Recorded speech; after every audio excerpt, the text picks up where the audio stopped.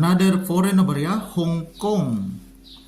Yung bansang Hong Kong kasi mga kabarya, napakagandang bansa. Very active yung kanilang economy. Maliit lang yung bansang Hong Kong, malaki pa yata yung Luzon area. Pero napaka magandang bansa na dapat mapuntahan sa lahat mga kabarya. May hawak tayo dito, 1 Hong Kong dollar. Ito yung barya na hawak natin, 1 Hong Kong dollar. Dollar kasi yung kanilang currency.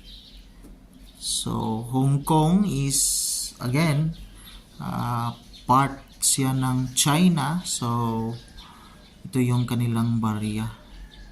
Standard circulation yung baryang ito from 1994 to 2019. Pero yung hawak natin is 2013. Now, diretso tayo sa kanyang obverse. So, ito yung obverse sa baryang ito. May Hong Kong orchid flower with the word Hong Kong. While ito naman yung kaniyang reverse with the word $1, one denomination ng 2013.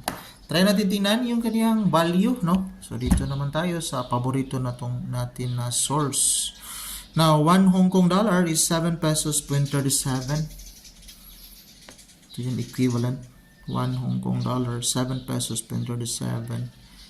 So, may iba't ibang year dito. So, ito yung mga value quotation. So, diretso tayo, 1994. So, maliit lang yung value appraisal. 1995. So, yung uncirculated, yun lang yung may mataas na value appraisal. Hanggang 2019 mga kabarya. Yung 2019, yun yung may maliit na mintage frequency, 0.9%. Pero yung almost lahat ng barya is common talaga mga kabarya. Yan lang po, at least may update tayo. May hawak tayong barya. Sinishare ko din sa inyo yung mga barya na hawak natin. At least may familiarity tayo sa mga barya sa ibang bansa. God bless and enjoy.